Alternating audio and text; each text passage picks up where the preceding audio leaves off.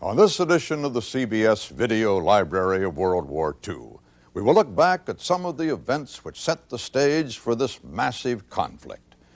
We will examine the war between China and Japan and see how the Japanese invasion unleashed events which led ultimately to Pearl Harbor. And we'll look into our own backyard during this period of time as we focus on America's response to the growing threat of a foreign war and President Roosevelt's unprecedented quest for a third term. In 1931, tiny but expansionist-minded Japan took Manchuria. In 1933, the Japanese moved into China itself. By mid-August of 1937, they attacked Shanghai, China's great coastal port. The big war in Asia had begun. Pearl Harbor was still 4 years away. Let's go back now for a look at the Japan of the 1930s when the shooting began. This is the enemy.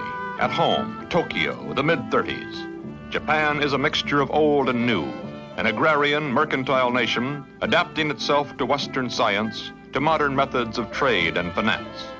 On the surface, a peaceful people, traditionally polite, industrious. But underneath, Japan is bursting, overcrowded.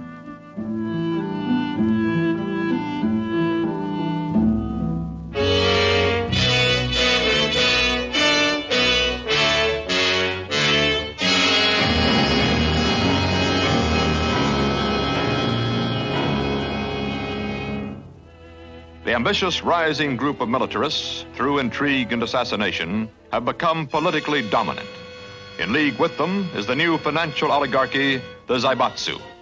Together they believe in the credo of expansion stated by General Tanaka in his infamous memorial, conquest through a policy of blood and iron. Today, China, tomorrow, the world. The appetite of the Japanese is big. China, 3 million square miles, 500 million people, a mouthful for any conqueror. Yet the appetizer, Manchuria, has gone down well. In 1931, the militarists captured Manchuria from Chinese warlords, set up a puppet government called Manchukuo. The province is rich in raw materials. Its people, without real allegiance or direction, are helpless. The Japanese plunder, use the Chinese for forced labor. The rest of the world is dismayed, but takes no action. Many believe World War II begins here.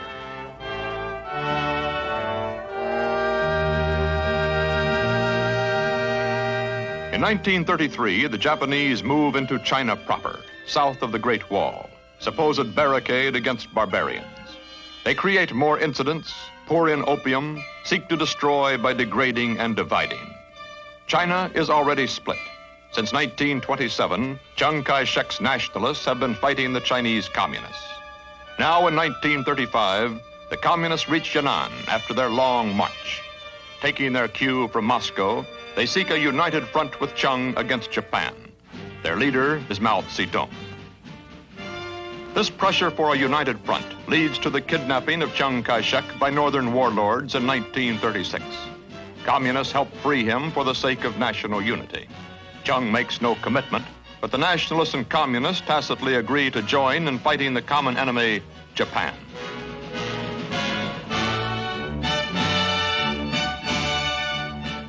In the summer of 1937, the Japanese seize Beiping.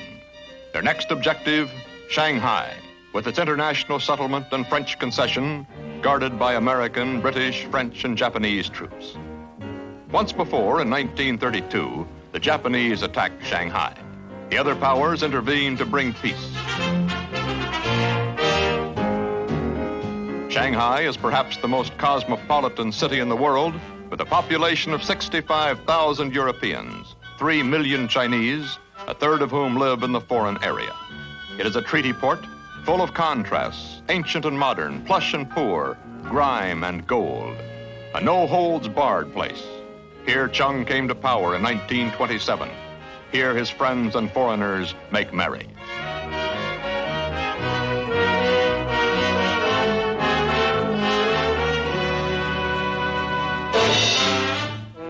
The Japanese remain aloof, watch and plan. Early in August 1937, they sail their ships up the Wangpu River, anchor in front of the international settlement, point their guns down Shanghai's throat. The Japanese send their Marines ashore to intimidate Chinese citizens, to manufacture incidents. The other powers protest. Clearly unacceptable, a grave affair, say the Japanese.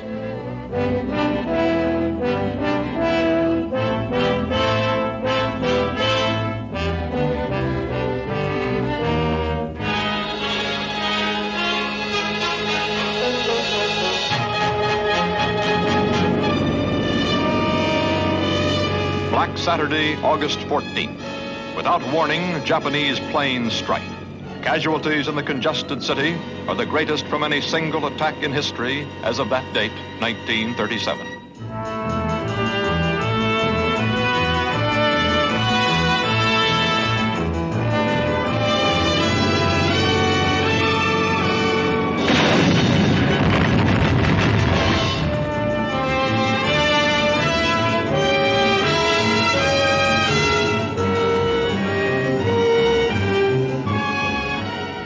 A million and a half Chinese rush for the international settlement, a haven where foreigners have a ringside seat on the carnage. When standing room gives out, the gates are shut.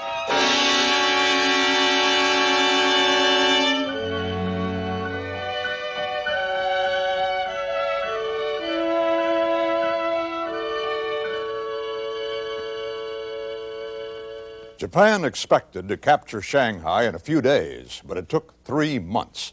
The world was amazed at Chinese heroism, nerveless resistance. The battle for Shanghai bore out the believers in China's capacity to unite and endure. The end comes suddenly, like the end of most of these battles. The Japanese land reinforcements to the south move behind the Chinese right flank. By November 9th, the Chinese retreat begins. 2 days later, Armistice Day of World War I, the battle for Shanghai is over, but World War II is much closer.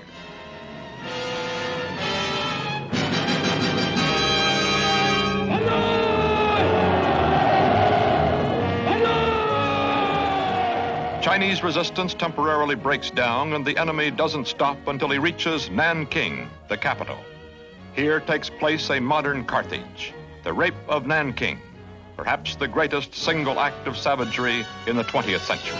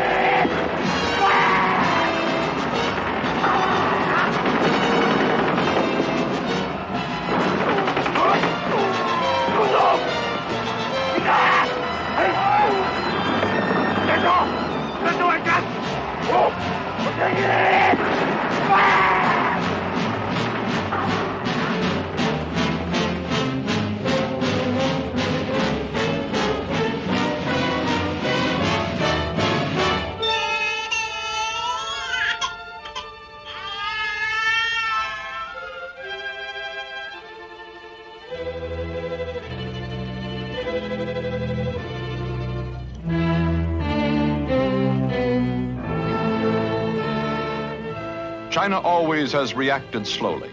Nanking leaves the Chinese shattered morally and militarily. The Japanese gloat, hesitate, wait for Chung to sue for peace. It is one of their great mistakes. Now, with rekindled fervor, the Chinese answer the summons to the life and death struggle.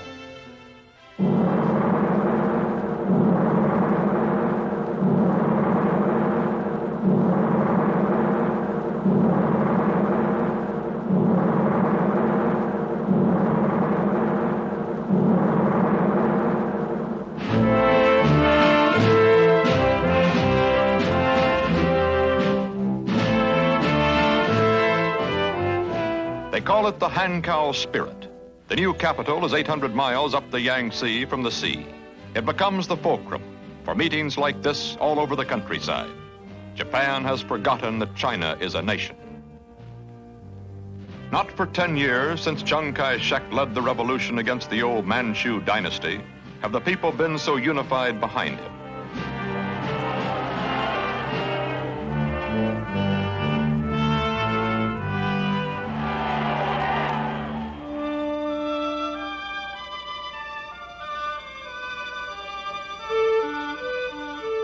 The communists are part of this national response.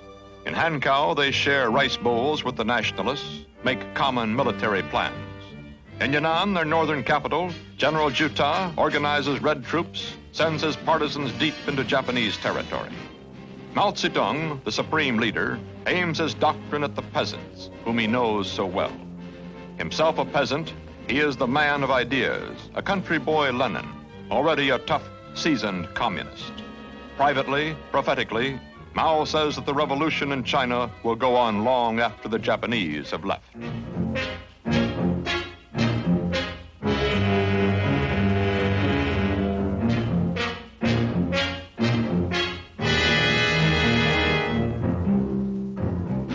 China has lost 250,000 troops since Shanghai, but has some crack soldiers left. Now at Taichung, it's their turn.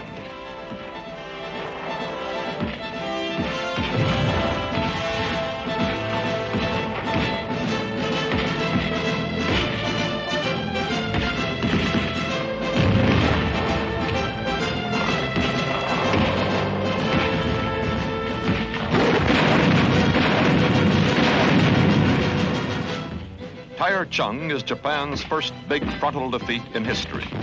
And for 6 months more, the Chinese are able to check the enemy.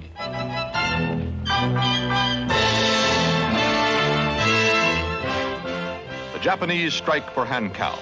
The Chinese retaliate by diverting the Yellow River almost by hand.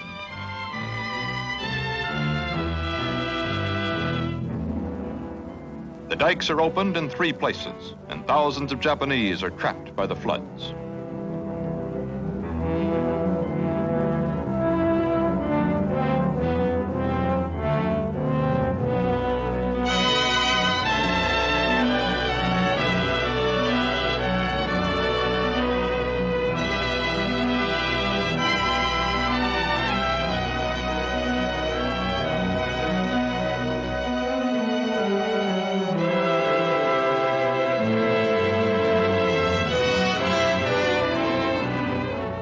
The Japanese also face a new kind of enemy, the guerrillas, many of them communists.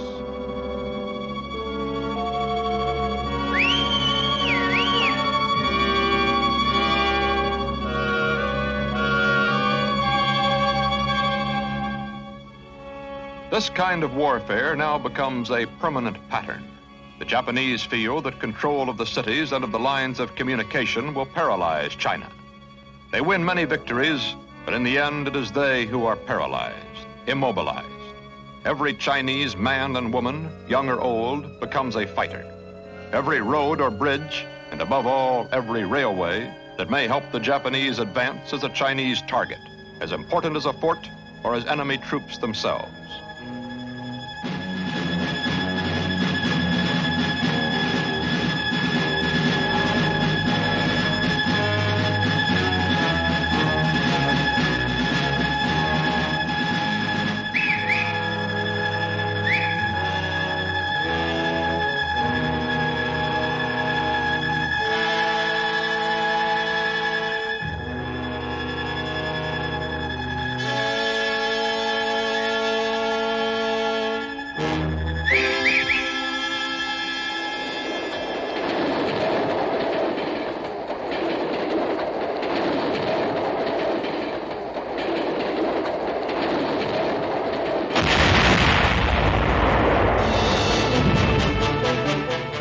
Yet Hankow cannot hold out for long. It falls in the autumn of '38. Most Chinese troops have vacated the city. Even so, it is bombed and battered and burned to the ground.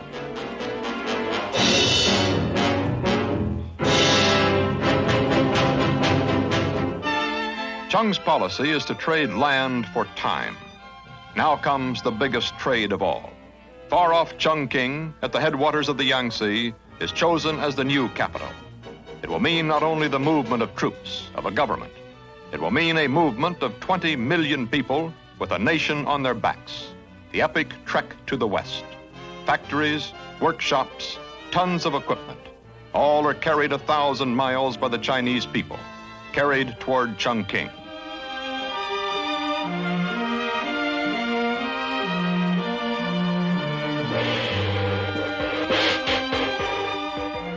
Behind them, the Chinese leave scorched earth.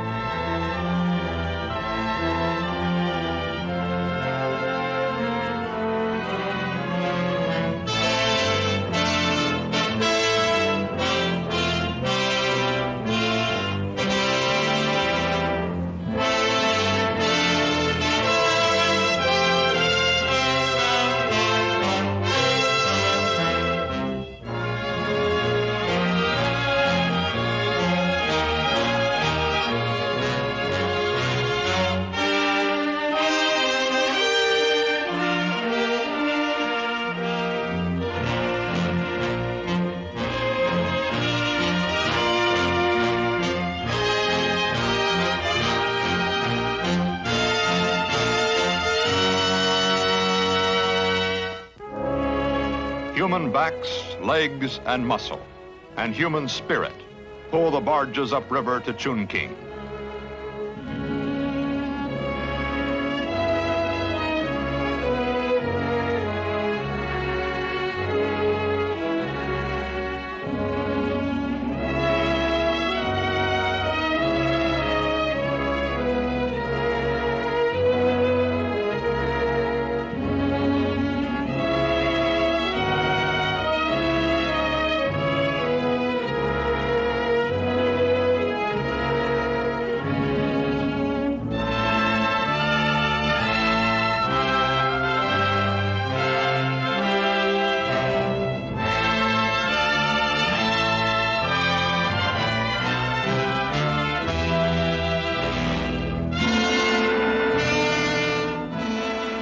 Remote above the last gorge is Chungking.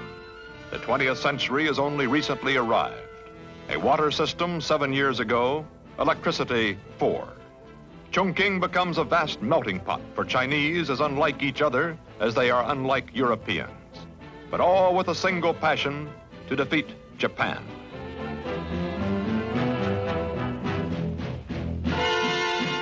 Refugee number 1 is Chiang Kai-shek. For him, Chungking will be a place of alternate hope and despair. The city is locked in by land, but defenseless from the air.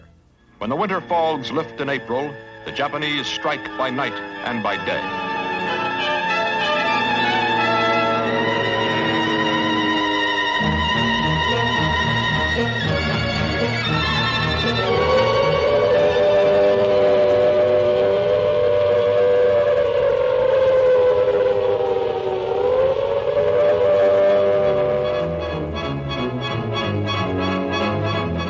The city becomes the most bombed place on Earth. With few anti-aircraft guns or planes, the Chinese have only the natural defense of the city's caves. But they need a warning system, and they devise an ingenious one. When Japanese planes leave Hankow, Chinese agents cut into the telephone lines and tip off secret Chinese radios. An underground network relays the news to Chungking. The shelters are assigned by tickets. It is dugout democracy, and it brings Chungking its greatest dignity.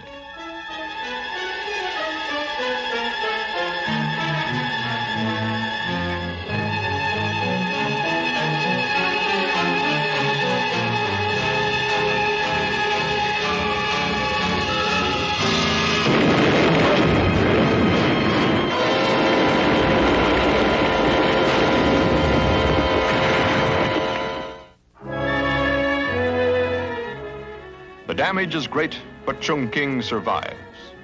Shopkeepers and Sung sisters, Madam Chung on the right, are as one. For Chiang Kai-shek, at the height of his power, the very symbol of resistance, Chungking becomes a beehive and eventually a hornet's nest.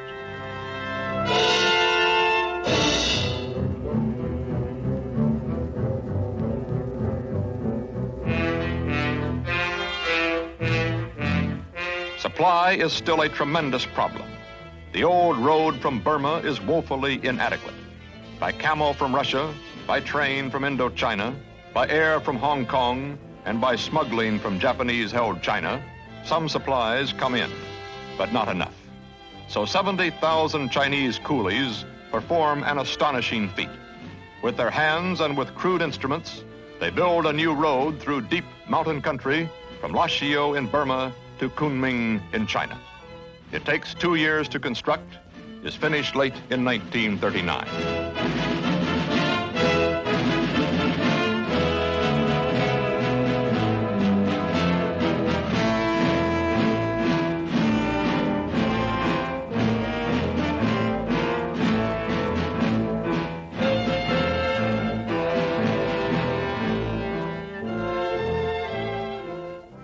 The battle against nature is also against time. When Indochina is lost and when the Russians stop aiding Chung, the Burma Road becomes a major Chinese lifeline. The Japanese know that over the road come supplies for China. For them, it becomes a major target.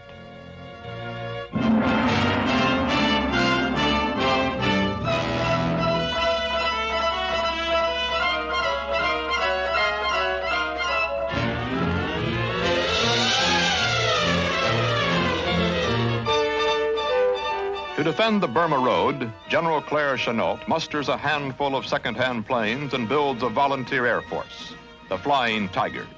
They are the first Americans in this Asian war, so far off and obscure to their countrymen at home.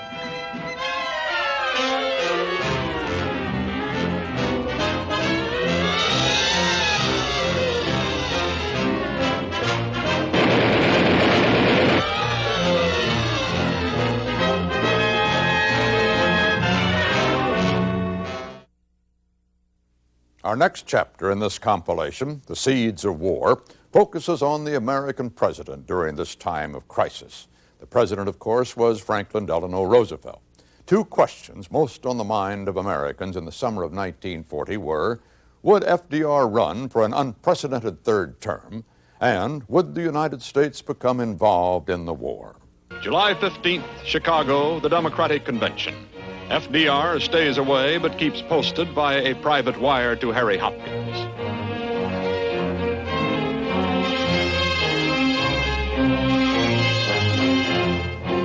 Then July 17th, the sweating delegates get what they have been waiting for. I place in nomination the valiant American Franklin Delano Roosevelt.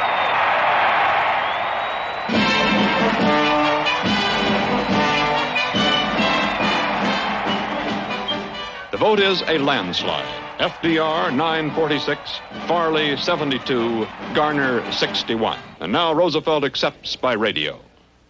Like most men of my age, I have made plans for myself. Plans for a private life of my own choice. These plans, like so many other plans, had been made in a world that now seems as distant as another planet.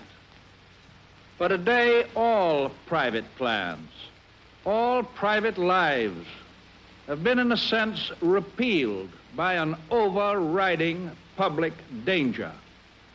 In the face of that public danger, all those who can be of service to the Republic have no choice but to offer themselves for service in those capacities for which they may be fitted.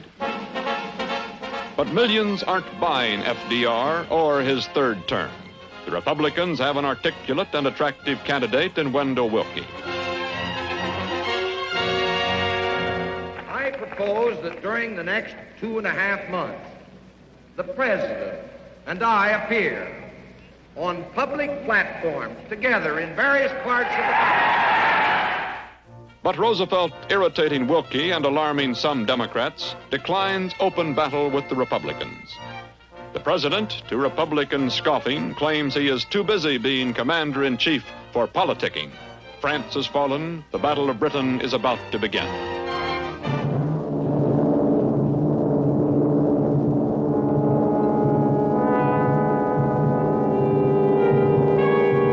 September 16th, 1940. A fateful day for almost every American home.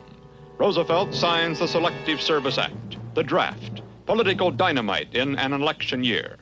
Wilkie hammers away at him on other issues. 7.5 years now, every year, a mounting federal public debt. Is there anybody here so damn dumb that thinks that can go on for 4 more years? The man from Indiana begins to lose his voice, but he keeps punching at 2 spots: unemployment, unpreparedness. More than 9 million of our fellow citizens are without jobs. We have little equipment for an army, and we have only a few hundred modern military airplanes. That is the record, and I challenge the third-term candidate to prove it false.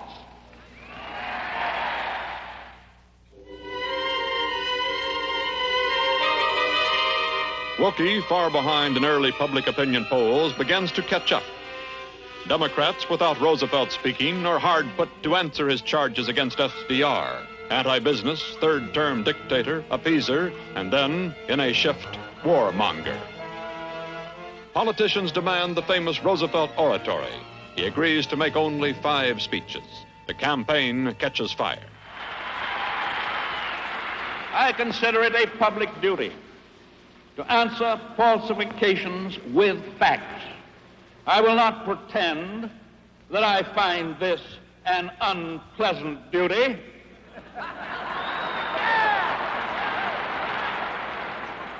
I am an old campaigner, and I love a good fight.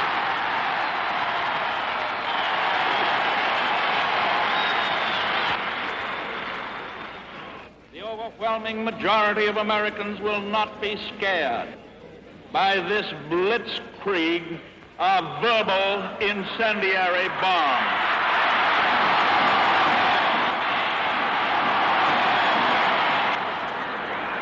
I repeat again that I stand on the platform of our party.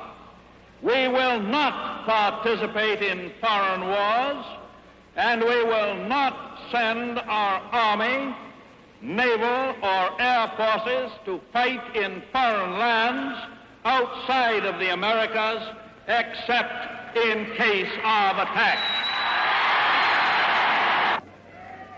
And let me tell you something else that one-man rule always leads to. It always leads to the road to war. While I'm talking to you, fathers and mothers, I give you one more assurance. I have said this before, but I shall say it again and again and again. Your boys are not going to be sent into any foreign war. Yes, we are telling the world that we are free, and we intend to remain free and at peace. We are free to live and love and laugh. We face the future with confidence and with courage. We are Americans.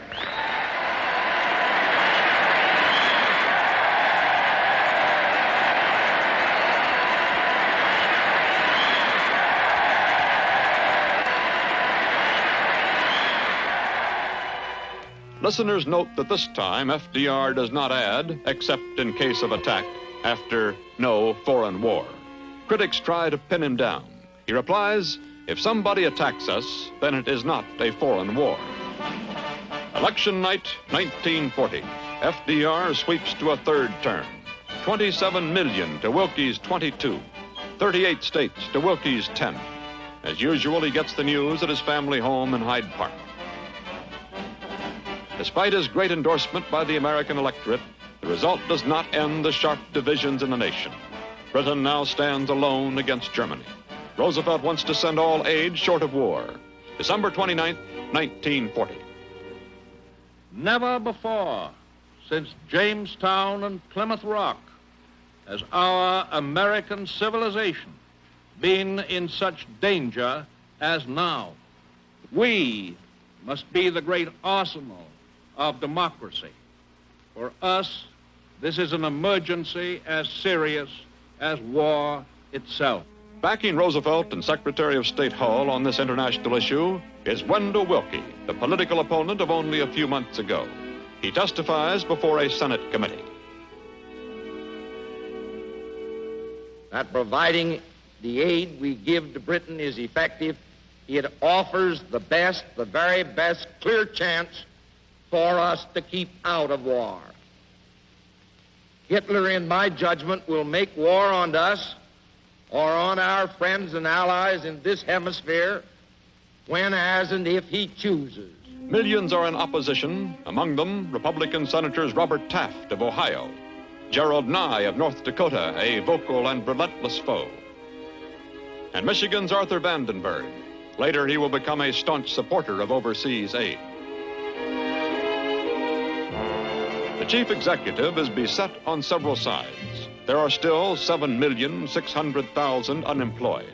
There is hostility among some men drafted unwillingly into a peacetime army.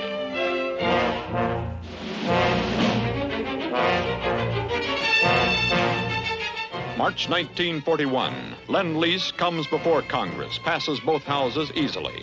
It enables the president to furnish war materiel to any country whose defense he deems vital to the United States. Overage destroyers already have been traded for leases on British Atlantic bases.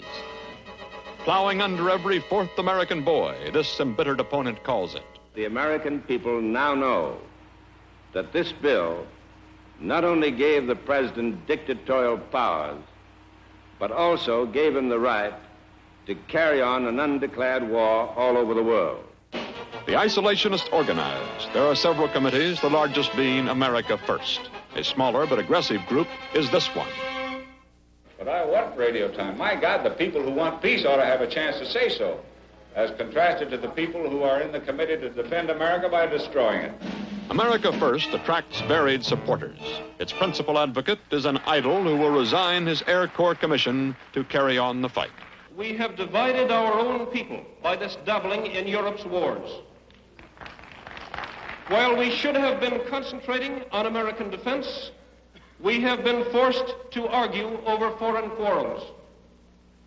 We must turn our eyes and our faith back to our own country before it is too late.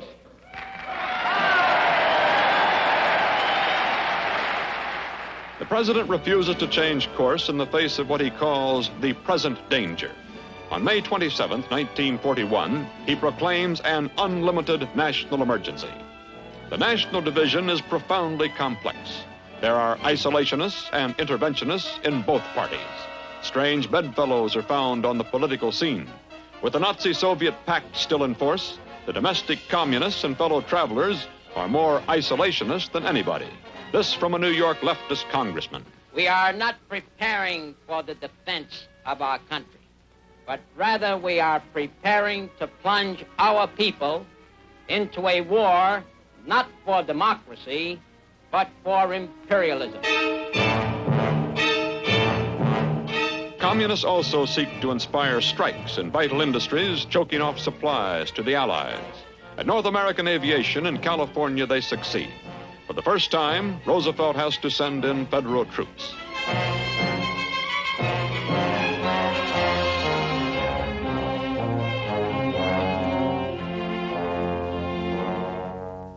Communists, still guided by the Nazi-Soviet alliance, try to move in on youth organizations, stir up trouble wherever possible.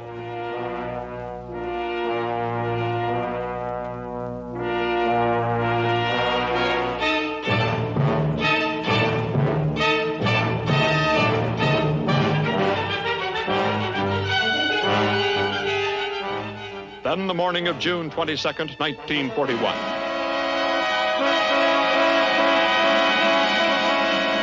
Now the communists are more interventionist than anybody. August 10th, 1941, off Newfoundland. The famous Atlantic Charter meeting takes place between Roosevelt and British Prime Minister Winston Churchill. They established an easy intimacy, writes one observer. They were two men in the same line of business, politico-military leadership on a global scale. At home, the war draws closer. The National Guard is called up. The one-year draft is extended by a perilous one-vote margin in the House, ending the soldiers' chant, Ohio, O-H-I-O, over the hill in October. Say, Mac, what time do we get up in the morning? Don't worry, I'll get you up.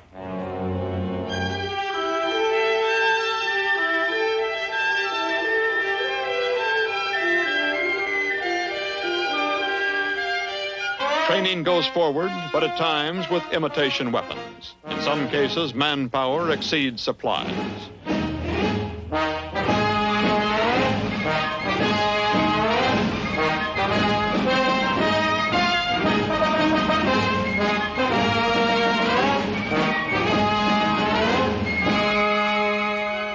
November 14th, 1941, the tension mounts.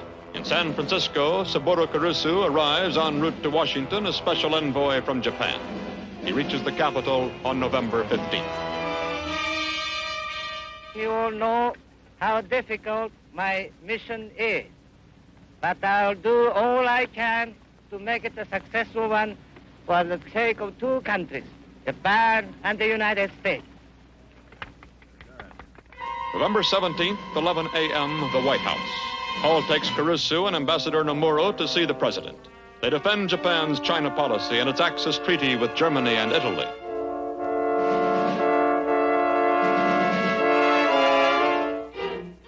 General Marshall and others have been trying to persuade Secretary Stimson to recommend to FDR a 3-month stall in the Pacific, time to bolster the Philippines and other bases. Stimson opposes this as appeasement. November 20th, 10:45 a.m., the State Department. The Japanese have an important meeting with Hull to present their demands. Unfreezing of Japanese assets in the United States, lifting of the oil embargo, immediate cessation of U.S. aid to China. At this moment, the Japanese fleet has rendezvoused for the sail to Pearl Harbor.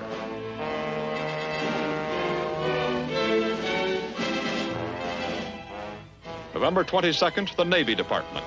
A secret message from Foreign Minister Togo to Nomura is intercepted and decoded. It describes the note to Hull as an ultimatum, a last effort to prevent something happening. Deadline, 1 week, November 29th, 1941. The same day, the White House. The broken code message is rushed to the president.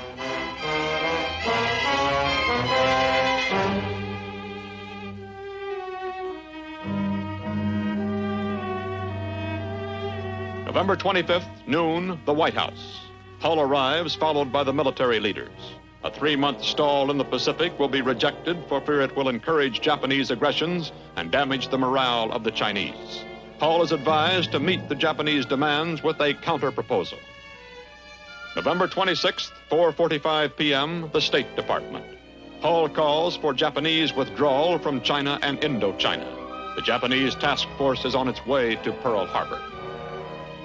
November 27th, 2 p.m., the White House. With Hull, the Japanese envoys arrive to meet with the president. Roosevelt warns the envoys that if Japan persists in following Hitlerism and aggression, she will be the ultimate loser. Admiral Stark has sent his war warning to Admirals Hart and Kimmel in the Pacific, telling them an aggressive move is expected within the next few days. The tense days pass. Japan's task force steams toward Pearl Harbor.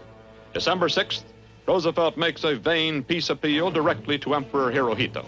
Then December 7th, the State Department, 12:55 p.m. In Hawaii, the Japanese bombs will drop in 30 minutes. 1 p.m., Hull has a date with the Japanese. They phone for a postponement until 2 p.m. It is 1:05 p.m. 1:50 p.m., the Navy Department. Message from Admiral Kimmel in Honolulu. Air raid on Pearl Harbor. This is not drill.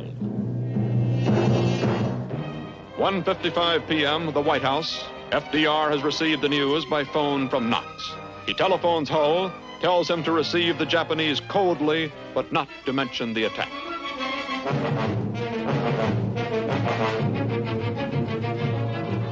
"2:20 p.m., the State Department. The Japanese hand Hull their note. In a Tennessee tongue-lashing, he condemns them for infamous falsehoods and distortions on a scale never imagined.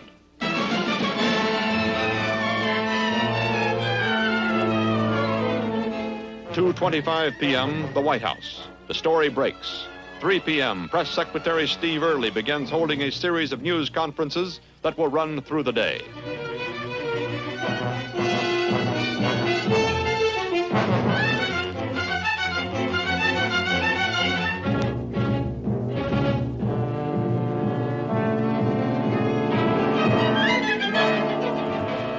"3 p.m., the Japanese embassy. The staff is burning secret documents to keep them out of American hands. Later, one Japanese official tries to knife a Secret Service man at the railroad station. 3 p.m., the White House. The news is on the radio. Crowds, tight-faced and silent, gather outside the iron gates. Hull arrives to see the president. Stimson, Knox, Stark, and Marshall will join him there. The worried officials move inside to the president's study, now the nerve center of the American war effort. They will learn how badly we have been hurt at Pearl Harbor.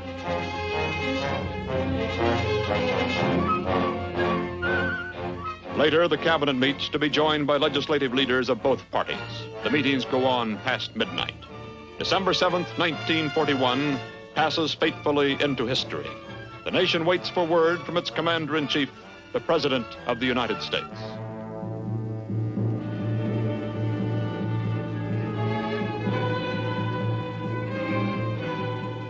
December 8th, noon, the Capitol. As Franklin Roosevelt comes to address Congress, he has behind him more national unity than he has known since the first 100 days of the New Deal. More than he will know again despite a fourth endorsement by the American electorate. With one military stroke, Japan has done what Roosevelt could not do: unify a deeply divided nation. A united America prepares to wage the greatest war in its history.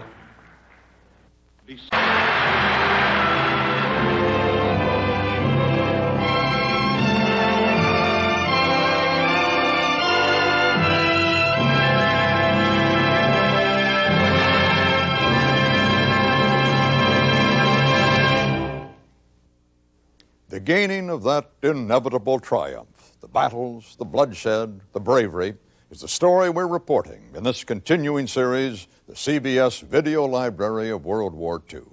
I'm Walter Cronkite.